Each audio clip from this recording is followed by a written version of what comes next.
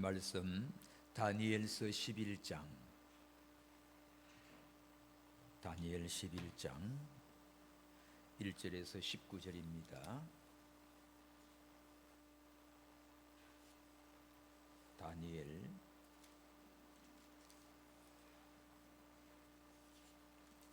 11장 1절에서 19절까지 우리 다 함께 봤습니다. 시작. 내가 또 메대 사람 다리오 원년에 일어나 그를 돕고 강하게 한 일이 있었느니라. 이제 내가 참된 것을 내게 보이리라. 보라, 바사에서 또 새 왕이 일어날 것이요 그 후에 넷째는 그들보다 심히 부요할 것이며 그가 그 부요함으로 강하여진 후에는 모든 사람을 격동시켜 헬라국을 칠 것이며 장차한 능력 있는 왕이 일어나서 큰 권세로 다스리며 임의로 행하리라. 그러나 그가 강성할 때 그 나라가 갈라져 천하 사방에 나누일 것이나 그 자손에게로 돌아가지 아니할 것이요 또 자기가 주장하던 권세대로도 되지 아니하리니 이는 그 나라가 뽑혀서 이외의 사람들에게로 돌아갈 것임이니라. 남방의 왕은 강할 것이나 그 군들 중에 하나는 그보다 강하여 권세를 떨치리니 그 권세가 심히 클 것이요 몇 해 후에 그들이 서로 맹약하리니 곧 남방왕의 딸이 북방왕에게 나가서 화친하리라. 그러나 이 공주의 힘이 쇠하고 그 왕은 서지도 못하며 권세가 없어질 뿐 아니라 이 공주와 그를 데리고 온 자와 그를 낳은 자와 그때에 도와주던 자가 다 버림을 당하리라. 그러나 이 공주의 본족에서 난 자 중에 하나가 그의 위를 이어 북방왕의 군대를 치러 와서 그의 성에 들어가서 그들을 쳐서 이기고 그 신들과 부어 만든 우상들과 그 은과 금의 아름다운 기구를 다 노략하여 애굽으로 가져갈 것이요 몇 해 동안은 그가 북방왕을 치지 아니하리라. 북방왕이 남방왕의 나라로 쳐들어갈 것이나 자기 본국으로 물러가리라. 그 아들들이 전쟁을 준비하고 심히 많은 군대를 모아서 물에 넘친같이 나올 것이며 그가 또 와서 남방왕의 견고한 성까지 칠 것이요 남방왕은 크게 노하여 나와서 북방왕과 싸울 것이라. 북방왕이 큰 무리를 일으킬 것이나 그 무리가 그의 손에 붙임 바 되리라. 그가 큰 무리를 사로잡은 후에 그 마음이 스스로 높아져서 수만 명을 엎드러뜨릴 것이나 그 세력은 더하지 못할 것이요 북방왕은 돌아가서 다시 대군을 전보다 더 많이 준비하였다가 몇 대 곧 몇 해 후에 대군과 많은 물건을 거느리고 오리라. 그때 여러 사람이 일어나서 남방왕을 칠 것이요 내 백성 중에서도 강포한 자가 스스로 높아져서 이상을 이루려 할 것이나 그들이 도리어 넘어지리라.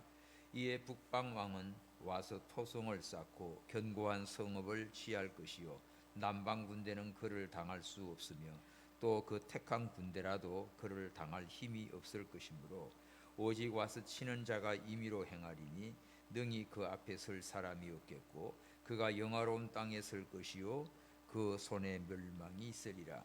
그가 결심하고 전국의 힘을 다하여 이뤘다가 그가 화친한 것이요 또 여자의 딸을 그에게 주어 그 나라를 패망케 하리 할 것이나 이루지 못하리니 그에게 무익하리라.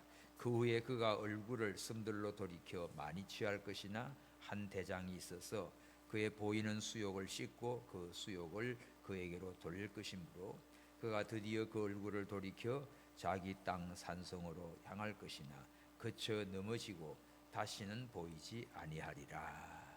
아멘. 이 다니엘 11장은 열방에 대한 예언으로서 남북 전쟁입니다. 남북 전쟁, 남방왕과 북방왕의 전쟁.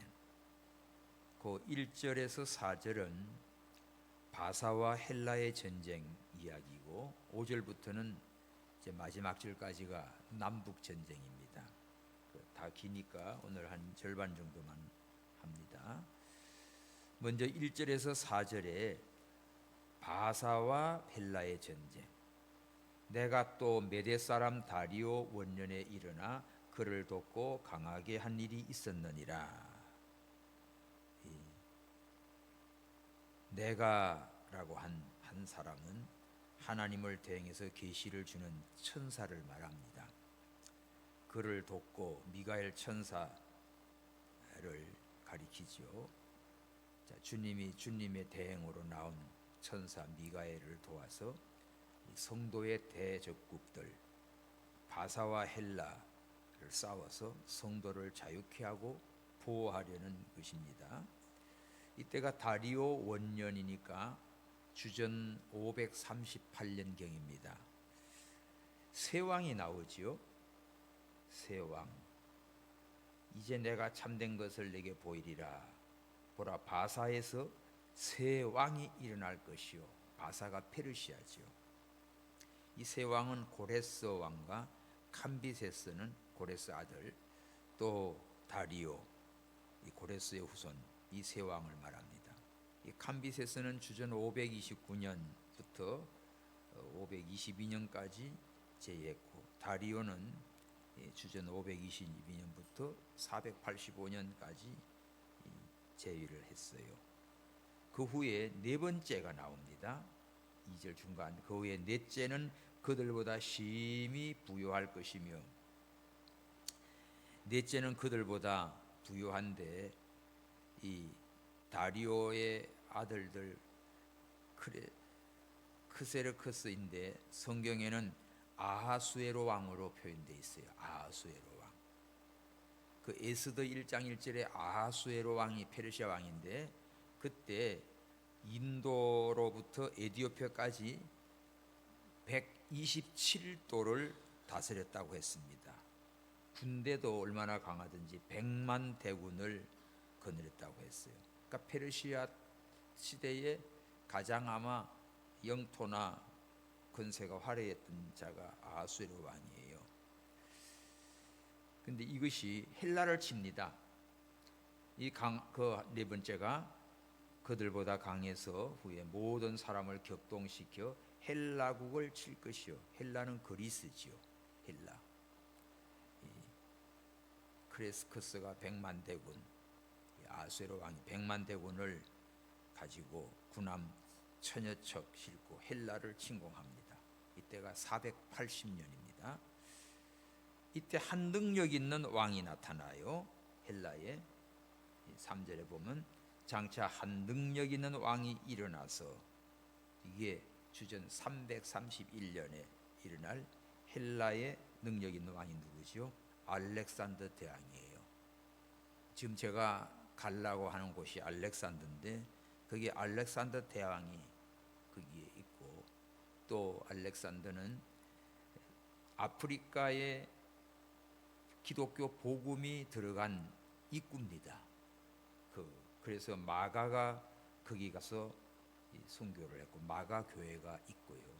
세계 최초의 도서관이 알렉산드리아에 있고, 또 유대인의 성경 번역 70인역이라고 합니다. 70인을 헬라어로 번역된 곳이 알렉산드리아예요.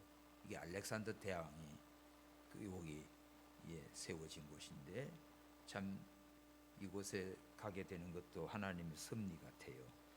하여간 여기 아주 강한 능력 있는 왕 일어나서 건세로 다스립니다. 알렉산더는 짧은 시기에 세계를 정복한 그런 점 대왕이지요. 그런데 알렉산더 후에 그 나라가 갈라집니다. 4절, 그러나 그가 강성할 때 그 나라가 갈라져 천하 사방에 나누일 것이다. 그 자손에게로 돌아가지 않고, 또 자기가 주장하던 권세대로도 되지 않고, 그 나라가 그래서 이외 사람에게로 넘어갑니다. 알렉산더 대왕의 후손에게나 친족에게나 가는 게 아니라 전혀 다른 세계로 넘어가지요. 그러니까 알렉산더 대왕이 불과 10년 만에 이렇게 정복을 하고 일찍 죽습니다. 이 세상에 우리가 권세를 가져도 그게 얼마나 가요. 이렇게 이것이 원리적으로는 이제 역사와 이런 내용을 다니엘서 예언서지요. 이렇게 얘기하는데, 자, 주님이 미가엘 천사를 보내서 즉 기독 국가와 싸워 성도를 보호하는 또 그런 말씀입니다. 바사는 양이라고 했어요. 8장 20절 봅시다. 다니엘 8장 20절에 네가 본 바 두 뿔 가진 수양은 곧 메대와 바사 왕들이요. 순하게 바사 양이라고 표현했어요. 양은 예수님을 믿는 자들을 말하지요. 표현에. 그러므로 이것은 세상 권세를 잡은 타락한 기독교 안에 세 왕이 일어나 가지고 그 후에 넷째는 그들보다 심히 강하지요. 모든 사람을 격동시킵니다. 이것이 격동시켜서 바사가 헬라국을 쳐요. 근데 결국은 헬라한테 못 이기고 다 깨져버립니다. 헬라국은 뭡니까? 믿지 않은 세상 나라를 상징했어요. 자, 이것은 말세의 기독교가 세상에서 강해지고 세상을 정복하려고 하려고 하면 이런 것 같지만 결국은 세상 권세를 잡으면 바사국의 세력이 되어버립니다. 그러니까 우리는 하나님 나라 영혼 구원하는 영의 운동이지 세상 나라 운동이 아니에요. 말세 기독교가 세상 중심으로 나가고 인본주의로 나가면 점점 세력은 확장되겠지요. 세상에서 큰 세력을 잡게 되겠지요. 기독교가. 그러면 어떻게 해요? 사탄 마귀들이 왕창 공격의 대상이 되어버려요. 원리가 그렇습니다. 특별히 오늘 세 왕은 3은 하나님의 숫자인데 이 세 왕이 하나님의 이름을 가지고 점점 커지는 것 같아. 네 번째는 사수는 세상수입니다. 동서남북을 가리켜요. 그러니까 넷째 왕은 완전히 세상에 속한 나라입니다. 이런 영적인 의미가 있어요. 세상에 속한 기독교가 강하여져서 세상을 정복하려고 하면 이제 바사국의 세력이 돼가지고 살찐 양이 됩니다. 결국은 타락한 기독교가 되지요. 그러면 세상주의로 나가게 되고 영에 속한 참된 신자를 아주 거기서 압박을 하게 되겠지요. 그러니까 기독교가 세상주의로 가면 세상에서는 높아지고 뭐 큰 세력을 가진 것 같지만 이게 오히려 큰 문제가 돼요. 그래서 기독교가 진리의 영으로만 커지면 얼마든지 좋은데 육적으로, 세상적으로, 정치적으로 이렇게 커지면 이거는 세상과 나중에는 타협을 하게 되고 인본주의와 의식주의로 숫자만 커지고 외형만 커지는 거예요. 그럼 살찐 양이 돼가지고 이건 어떻게 해요? 진짜 하나님이 기뻐하는 진리 운동을 제대로 하지 못하게 됩니다. 그러므로 하나님께서 살찐 양을 심판하신다고 했어요. 살찐 양. 에스겔 34장, 다니엘 바로 앞에가 에스겔인데 에스겔 34장 17절. 에스겔 34장 17절 19절을 한번 봅시다. 1205페이지인데 에스겔 34장 17, 19. 나 주 여호와가 말하노라. 나의 양떼 너희여, 내가 양과 양 사이에 수양과 수염소 사이에 심판하노라. 너희가 좋은 꼴 먹는 것을 작은 일로 여기느냐? 어찌하여 남은 꼴을 발로 밟느냐? 너희가 맑은 물 마시는 것을 작은 일로 여기느냐? 어찌하여 남은 물을 발로 더럽히느냐? 나의 양은 너희 발로 밟은 것을 먹으며 너희 발로 더럽힌 것을 마시는 도다 하셨느니라. 자, 살찐 양이 육적으로는 커요. 강하고. 그런데 막 꼴도 함부로 먹다가 밟아버리고 물도 그냥 그 뭐 작은 거는 시시하게 마시지도 않고 이렇게 나가다 보니까 어떻게 해요?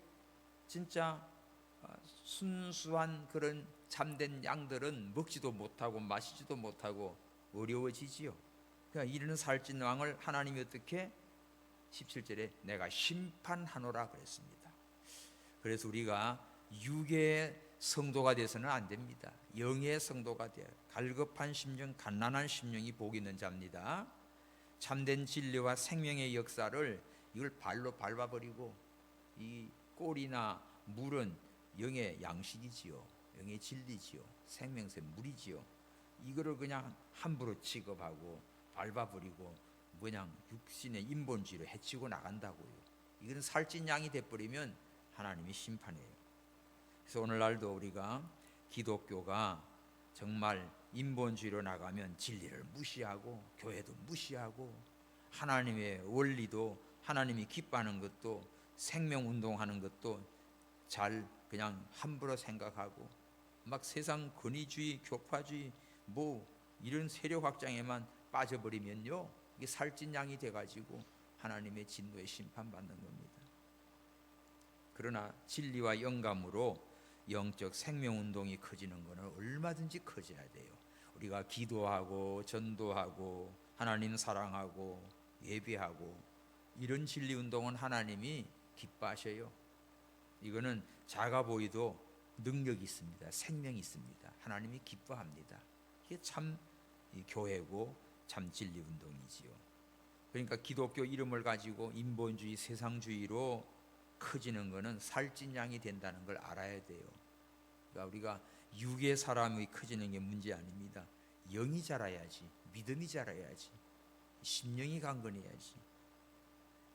그래서 살찐 양이 돼서 파리 양을 옆구리와 어깨로 막 넘어뜨리고 병든 자 뿔로 받고 그 짓을 합니다. 봅시다. 그것도 아까 에스겔 34장 20절 좀 내려가서 20절 21절 보면, 그러므로 주 여호와께서 그들에게 대하여 말씀하시기를 나 곧 내가 살찐 양과 파리 양 사이에 심판하리라. 너희가 옆구리와 어깨로 밀뜨리고 모든 병든 자를 뿔로 밟아 무리로 밖으로 흩어지게 하는도다. 그러므로 내가 내 양떼를 구원하여 그들로 다시는 노략거리가 되지 않게 하고 양과 양 사이에 심판하리라. 보십시오. 살찐 양들이 파리하고 약하고 이런 거는 막 무시하고 옆구리를 찌르고 어깨로 밀트리고 또 약해서 병도 나 있고 이런 거는 막 뿔로 받아버리고 요 짓을 하네. 그러니까 하나님이 어떻게 가만히 보고 있다가 이런 살찐 양로를 하는 거는 하나님이 심판한다고 했어요. 그래서 이런 말씀을 깊이 우리가 알아서 육적으로 커지고 강하고 그게 중요한 게 아니에요. 영이 자라서 갈난한 심령을 가지고 하나님 사랑받고 하나님 기뻐하는 그런 양들이 되어야 됩니다. 그러므로 우리가 사회에, 세상에, 또 정치운동에, 여러분 직장생활 얼마든지 할 수 있어요. 그러나 성도가 세상에서 소금과 빛의 사명을 바로 감당해야지, 그렇지 않고 똑같이 그냥 막 세상과 같이 그냥 커지려고 하다 보면, 그러다 보면 진리도 양보하게 되고요, 믿음도 양보하게 되고요, 타협하게 되고요, 막 세력만 키우기 위해서 그러면 다 무너지는 겁니다.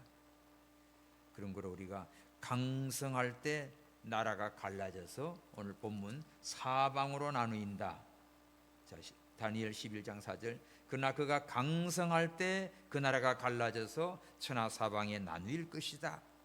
우리가 항상 강할 때 겸손하고 조심해야 됩니다.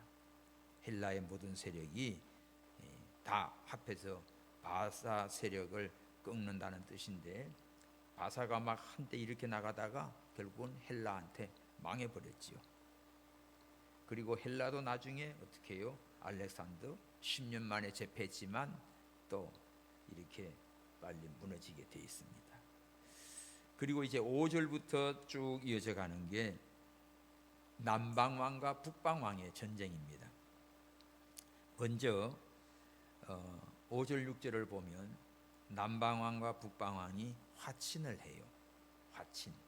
5절 남방왕은 강할 것이나 그 군들 중에 하나는 그보다 강하여 권세를 떨치리니 그 권세가 심히 클 것이요 몇 해 후에 그들이 서로 맹약하리니 곧 남방왕의 딸이 북방왕에게 나가서 화친하리라.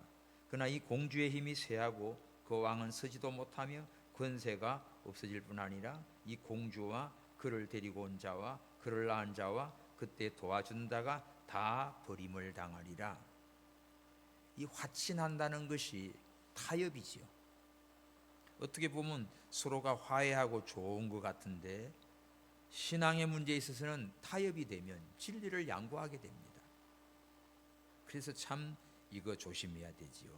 남북 간에 수년간 전쟁하다가 이 남방왕은 애굽이에요, 이집트. 북방왕은 저쪽 수리아입니다.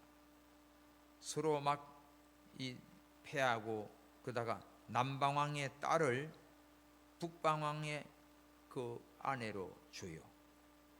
그 딸을 줘가지고 화친을 한 겁니다.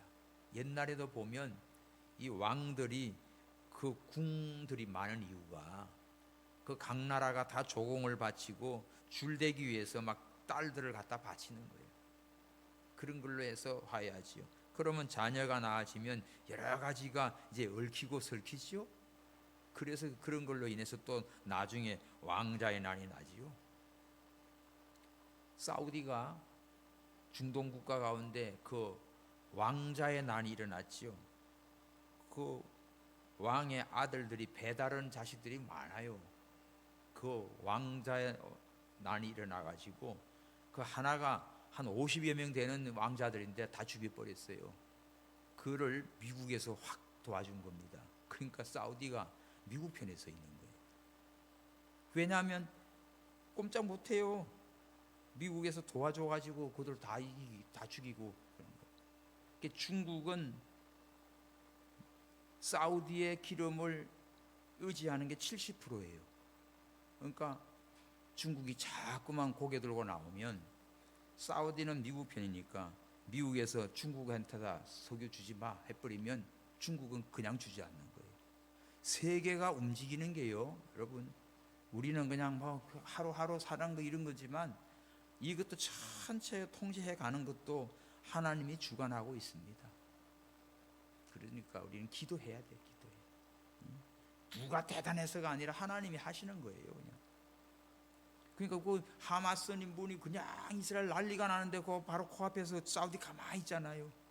옛날 같으면 막 중동 무슬림 한 통이 돼버리면 이스라엘 그냥 저 지중해로 다 밀어버려, 그렇게 할 텐데 아랍은 그렇게 해요. 그렇지만 아니에요. 유태인들이, 이스라엘 유태인들이 미국에서 760만, 이스라엘에 한 740~50만, 미국의 유태인이 더 많아요. 그러니까 미국을 움직이고 있는 게 유태인입니다. 이스라엘 본국보다 미국에 있는 유태인이 더 많아요.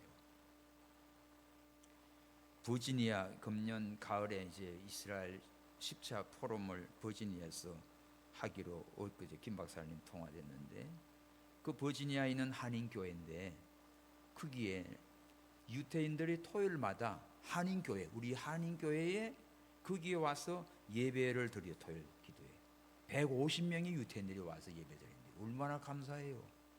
우리 한인교회 유태인들이 와가지고 자기들 회당이 아니라 우리 교회에 와가지고 예배 드리고, 그러니까 우리가 이스라엘 사역에 정말 이방인과 유대인이 하나가 되는 그런 걸 그 교회에서 하는 거예요. 한인교회에서. 이런 놀라운 일이 어디 있습니까? 참 감사한 일이에요. 자, 남방왕과 북방왕에 이게 싸움이 붙었는데 남쪽의 공주를 북쪽에다가 보내서 화친을 했습니다. 이것이 선과 악의 싸움에 있어서 그냥 화친한다, 진리를 바로 세우기보다 그냥 양보하고 또 이거를 연합하기 위해서 이렇게 화친을 하게 되면 실패하게 돼요. 남방은 비교적 선한 세력이고 북방은 주로 아주 괴율과 술책과 이런 토색과 탈취, 그러한 악의 세력의 모습들이에요. 그런데 선과 악의 대립이 언제나 계속됩니다. 이 남과 북과의 싸움은 역사적으로도 지금까지도 계속 이어져 와요. 항상 있어요, 이게. 우리 성도들은 영적 전쟁이지. 악한 영들과의 싸움.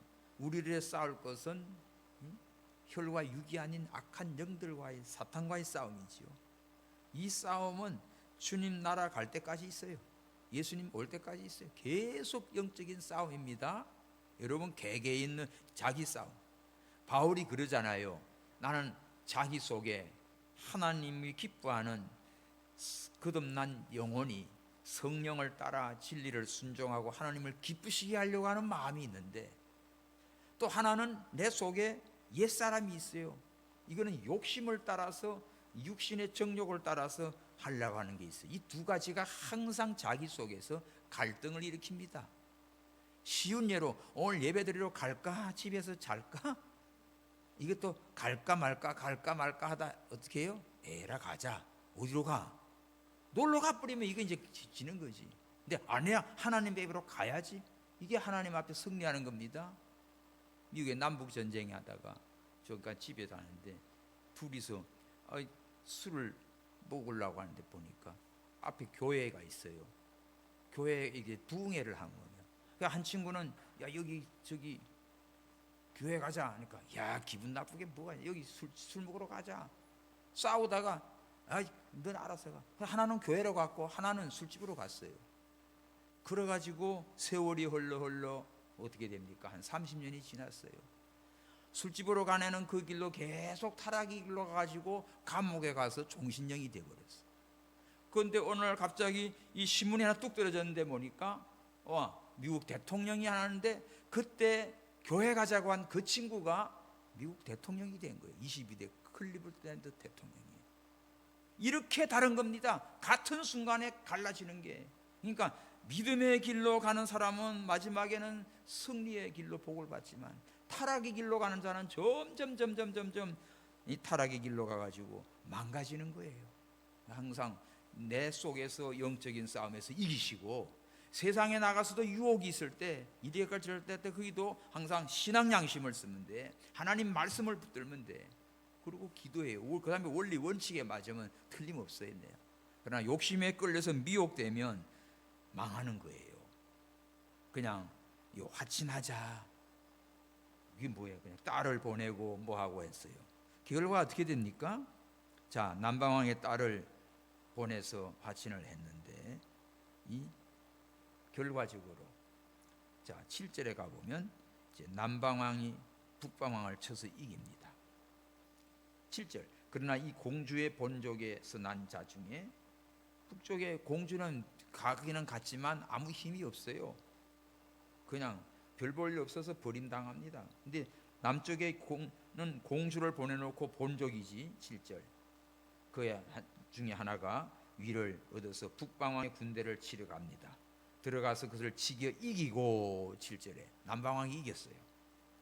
그 신들과 부어 만든 우상들과 금은과 아름다운 기구들을 다 가지고 어디에요? 애굽으로 가져왔어요.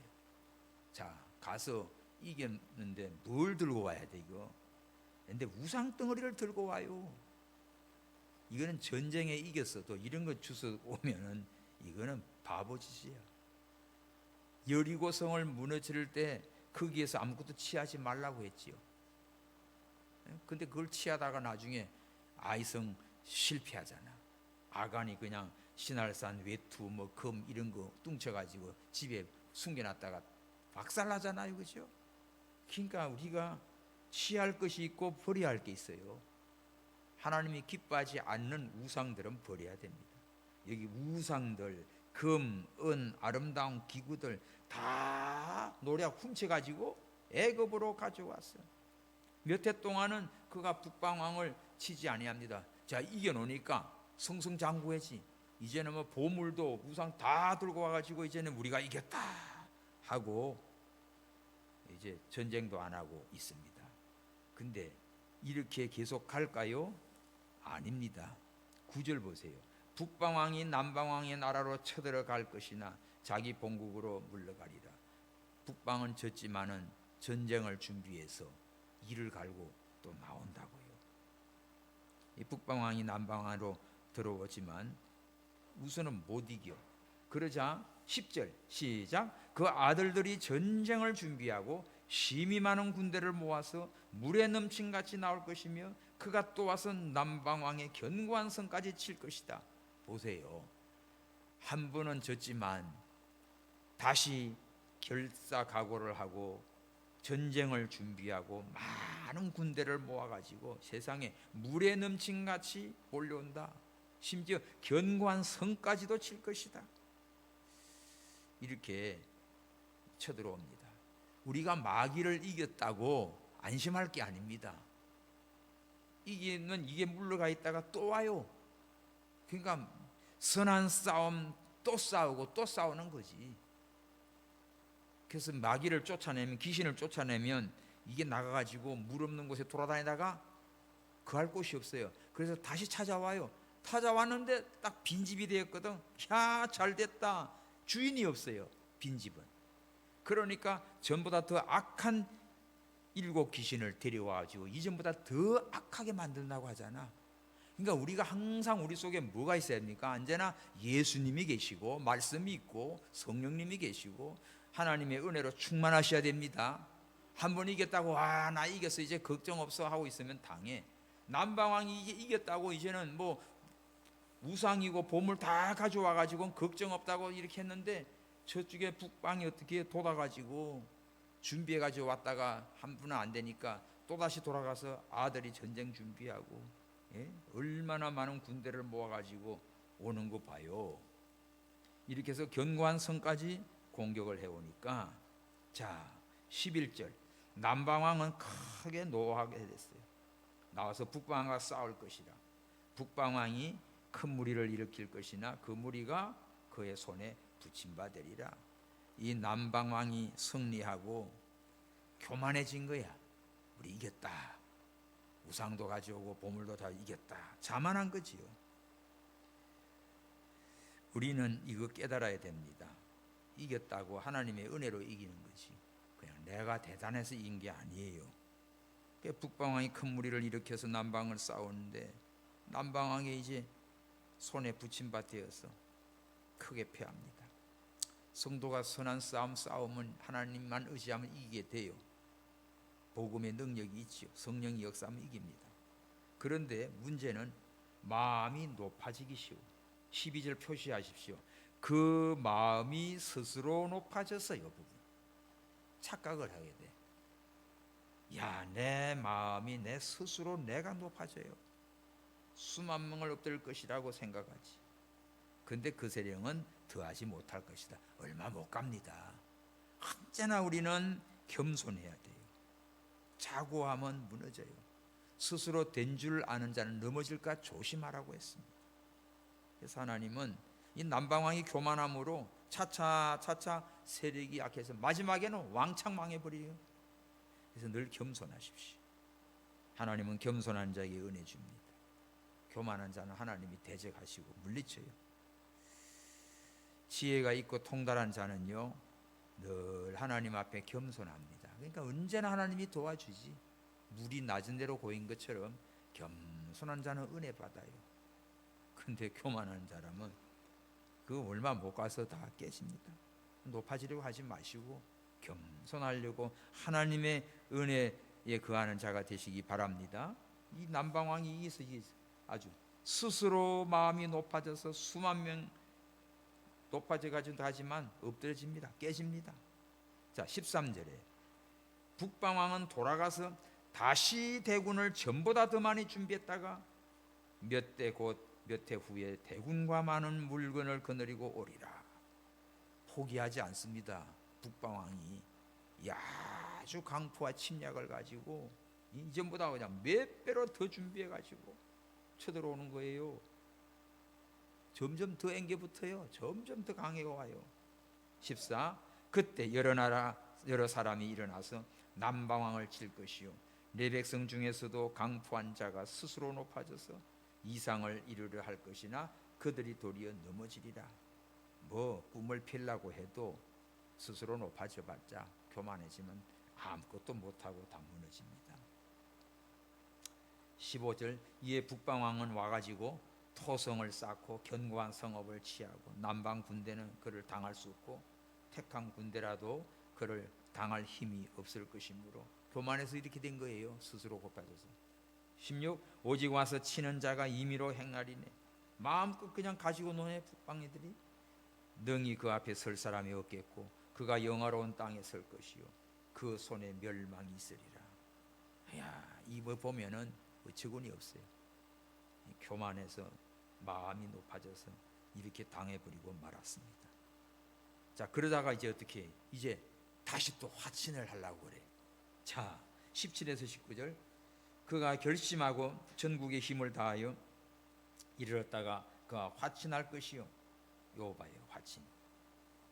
또 여자의 딸을 그에게 주어. 지난번에도 딸 보내가지고 재미 봤거든. 또 그래, 또 이밖에 못해요. 그러나 그 나라를 패망케 하려 할 것이나 이루지 못하리니 그에게 무익하리라. 여러분, 하나님이 도와줘야지 이렇게 인간의 수단과 방법으로 이 딸만 자꾸 주서 또 화친하고 이런 걸 이용하려고 하고 있습니다. 18. 그 후에 그가 얼굴을 섬들로 돌이켜 많이 취할 것이나 한 대장이 있어서 그의 보이는 수욕을 씻고 그 수욕을 그에게로 돌릴 것이므로 19. 시작. 그가 드디어 그 얼굴을 돌이켜 자기 땅 산성들로 향할 것이나 그쳐 넘어지고 다시는 보이지 아니하리라.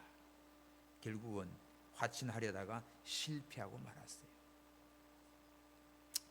오늘 우리는 이 말씀 속에서 참 남방과 북방의 전쟁 속에 필요하면 화친을 했다가 또 덕을 봐서 좀 이기게 됐는데 이기면 또 스스로 마음이 교만해져서 또다시 당하고 또 깨지고 결국은 마지막에 또다시 딸을 보내서 또 화친해 하는 방법을 쓰고 있습니다. 이게 삼손이가 신앙을 양보하고 들릴라에게 머리 내맡겼다가 잘린 거랑 똑같이 되는 거예요. 언제나 우리는 진실한 믿음으로 하나님 앞에 의의 믿음의 선한 싸움 이기도록 늘 겸손하시고 또 한 번 이겼다고 해도 마귀는 또다시 온다는 걸 기억하시고 항상 깨어있는 믿음 준비 잘 하시기를 바랍니다. 기도합시다. 하나님 아버지, 남북한 아버지여 왕들의 싸움 속에 진짜 여러 가지 방법들을 다니엘서에 봅니다. 화친함으로 이긴 것 같으나 마음이 스스로 높아져 교만해서 또다시 전쟁에 지고 결국은 또다시 딸을 보내 화친하려고 하나 실패합니다. 하나님, 우리는 항제나 하나님 앞에서 믿음으로 선한 싸움 싸우게 하여 주시고 타협하고 세상주의, 인본주의로 갈 것이 아니고 언제나 진리 속에 서서 하나님이 기뻐하는 믿음의 삶을 승리하게 하여 주시옵소서. 하나님, 이집트로 갑니다.